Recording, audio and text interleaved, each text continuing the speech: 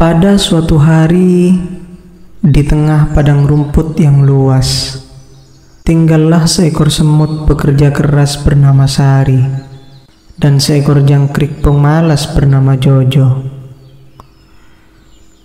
Sari selalu sibuk mengumpulkan makanan untuk persediaan di musim dingin. Sementara Jojo lebih suka bermain dan bernyanyi di bawah terik matahari. Sari, semut yang rajin itu, selalu bangun pagi untuk bekerja. Dia berkeliling padang rumput mengumpulkan biji-biji dan remah-remah untuk disimpan. Sari tahu bahwa musim panas tidak akan berlangsung selamanya dan musim dingin akan segera datang. Di sisi lain, Jojo, jangkrik yang gemar bersenang-senang, memandang pekerjaan Sari sebagai sesuatu yang sia-sia. Jojo selalu berkata, "Hei Sari, mengapa kamu bekerja sekeras itu? Musim panas masih panjang. Ayo bersantai dan bernyanyi bersama." Namun, Sari tetap pada pendiriannya dan tidak mau bergaul dengan Jojo yang pemalas. "Musim dingin akan tiba dan aku harus siap," jawab Sari setiap kali diajak oleh Jojo. Hari berganti hari, Sari terus bekerja keras, sementara Jojo terus bermain dan bernyanyi. Tidak lama kemudian, musim dingin pun tiba. Salju mulai turun, menutupi padang rumput dengan selimut putih yang dingin. Sari sudah siap. Dia memiliki cukup makanan untuk bertahan selama musim dingin dan bersembunyi dengan nyaman dalam sarang yang hangat yang telah dibangunnya dengan susah payah. Jojo di sisi lain tidak siap. Dia kedinginan dan lapar. Nyanyiannya sudah tidak lagi terdengar karena dia terlalu lemah untuk bersenang-senang. Dalam keputusasaannya, Jojo pergi ke sarang Sari untuk meminta bantuan.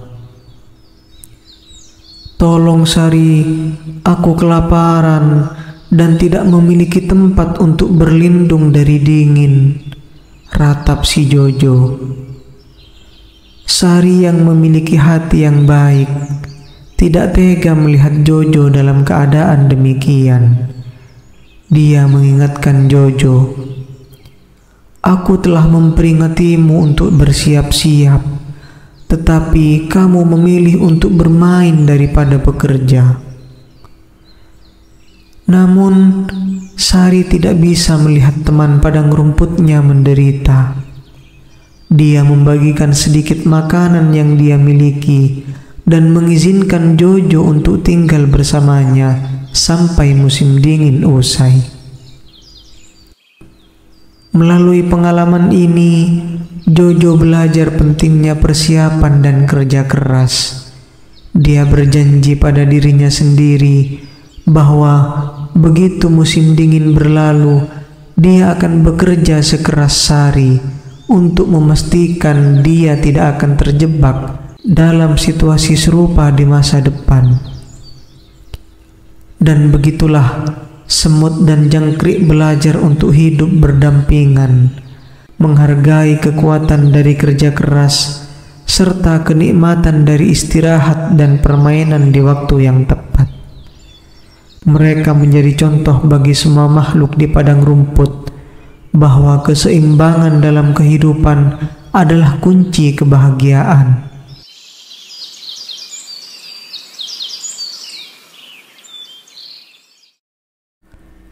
Suatu hari di hutan yang lebat dan indah, hiduplah seekor burung bernama Biru dan seekor serigala bernama Silver. Keduanya hidup di dunia yang damai, di mana berbagai makhluk hutan hidup berdampingan tanpa ada konflik. Biru dan Silver adalah teman baik. meskipun mereka berasal dari spesies yang berbeda. Biru, burung dengan bulu berwarna biru langit, adalah penjelajah yang suka menyusuri langit dan hutan. Dia memiliki sayap yang kuat dan mata yang tajam. Biru senang berbagi cerita perjalanannya dengan Silver, serigala abu-abu yang lincah dan cerdik. Suatu hari, ketika mereka sedang duduk di bawah pohon besar, mereka mendengar tentang sebuah legenda hutan yang belum pernah terungkap. Legenda itu mengisahkan tentang bintang biru, sebuah permata berkilauan yang diyakini dapat memberikan kebahagiaan dan kedamaian kepada siapapun yang menemukannya. Bintang biru tersembunyi di dalam gua di puncak Gunung Perak, kata burung tua yang bercerita. Kedua teman itu pun memutuskan untuk memulai petualangan mereka untuk menemukan bintang biru. Mereka tahu bahwa perjalanan itu akan penuh dengan rintangan, tetapi keinginan mereka untuk membawa kebahagiaan kepada hutan membuat mereka tetap semangat.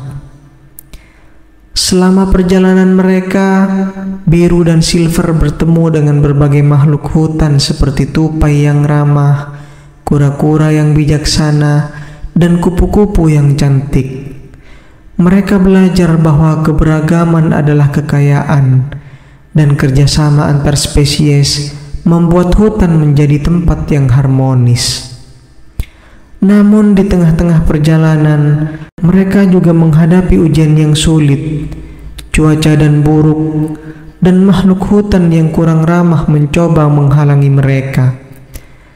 Tetapi setiap kali mereka menghadapi kesulitan, Biru dan Silver selalu menemukan cara untuk bekerja sama dan mengatasi rintangan tersebut. Akhirnya, setelah melewati hutan yang lebat dan mendaki Gunung Perak yang tinggi, mereka tiba di pintu masuk gua tempat bintang biru diyakini berada.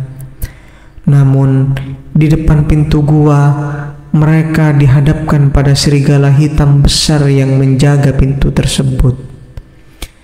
Serigala hitam itu, yang disebut dengan Shadow, menolak memberikan izin kepada Biru dan Silver untuk masuk. Dia mengatakan bahwa bintang biru adalah harta yang hanya harus dimiliki oleh serigala, bukan burung. Tetapi dengan bijaksana, Silver berbicara kepada Shadow, menceritakan perjalanan mereka, dan menunjukkan bahwa keberagaman dan persahabatan adalah kekuatan yang sebenarnya. Shadow tergerak oleh kata-kata dan tekad mereka, akhirnya mengizinkan mereka masuk ke dalam gua. Di dalam gua yang gelap, mereka menemukan bintang biru yang berkilauan. Begitu mereka menyentuh permata itu, secercah cahaya biru melingkupi mereka. Bintang biru memberikan kebahagiaan dan kedamaian kepada hutan, membuatnya lebih indah dan damai. Biru dan Silver kembali ke hutan sebagai pahlawan, membawa cerita petualangan mereka dan membuktikan bahwa keberagaman dan persahabatan dapat mengatasi segala rintangan. Hutan pun menjadi tempat yang lebih indah, di mana semua makhluk hidup bersama dengan harmonis dan saling mendukung. Dari hari itu, legenda tentang Biru dan Silver menjadi inspirasi bagi semua makhluk hutan, mengajarkan bahwa kerjasama dan persahabatan dapat mengatasi segala hal, dan keberagaman adalah kekuatan yang membuat dunia menjadi lebih kaya. Dahulu kala di tepi sebuah danau yang tenang dan subur, terdapat sebuah padang lumut, di mana kodok-kodok kecil bermain dan bersenandung bahagia di bawah sinar matahari yang lembut. Di tengah-tengah kodok-kodok tersebut, ada seekor kodok muda yang bernama Kobi. Kobi adalah kodok yang ceria, senang melompat dari satu daun teratai ke daun teratai lainnya, dan sangat dicintai oleh kawan-kawannya. Namun, di bagian lain dari danau yang sama, hiduplah seekor ular besar yang tua dan bijaksana bernama Bolar. Bolar tidak suka kebisingan dan sering merasa terganggu oleh kegembiraan kodok-kodok itu, terutama melompat-lompatnya Kobi yang ceria. Suatu hari, Bolar memutuskan untuk mengajarkan pelajaran kepada kodok-kodok berisik tersebut.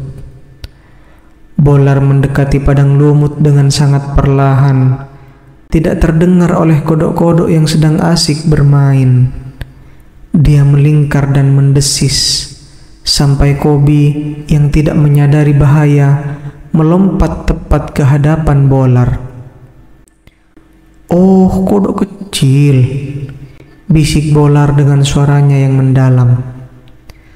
"Apakah engkau tidak tahu cuaca hari ini terlalu cerah untuk melompat-lompat tanpa perhatian?"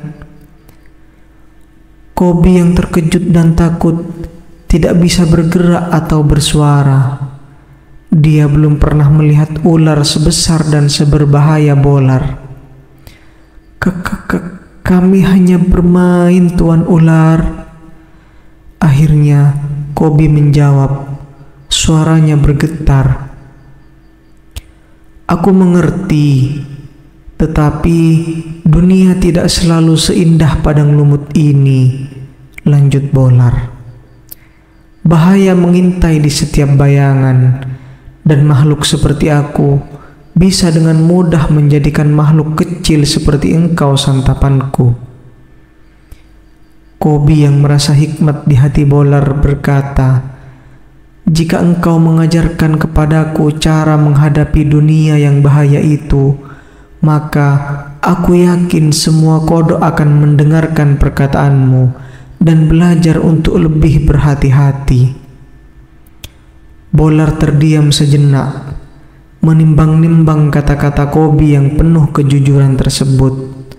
Akhirnya, ia mengangguk perlahan, memutuskan untuk membagikan hikmahnya. Selama beberapa hari berikutnya, Bolar mengajarkan kodok-kodok cara mendeteksi bahaya, mengenali tanah yang berbahaya untuk diinjak, dan cara bersembunyi dari pemangsa. Kobi menjadi murid yang penuh semangat, menyebarkan ilmu yang dipelajarinya ke teman-temannya dan menyelamatkan banyak kodok dari nasib buruk.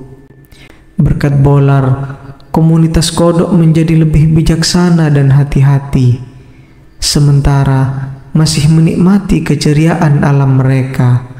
Sedangkan Bolar, meski masih menyukai kesendirian, kini merasa sebuah kehangatan di hatinya, mengetahui bahwa dia telah membuat sebuah perbedaan yang positif di dalam komunitas kecil makhluk yang sebelumnya ia anggap hanya sebagai gangguan.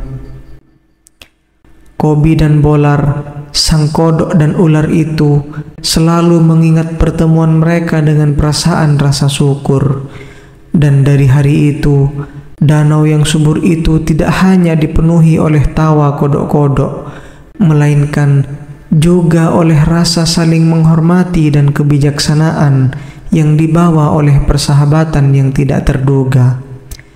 Dan begitulah padang lumut dan danau tetap menjadi tempat di mana cerita tentang persahabatan, kecerdasan, dan keseimbangan kehidupan terus bergema.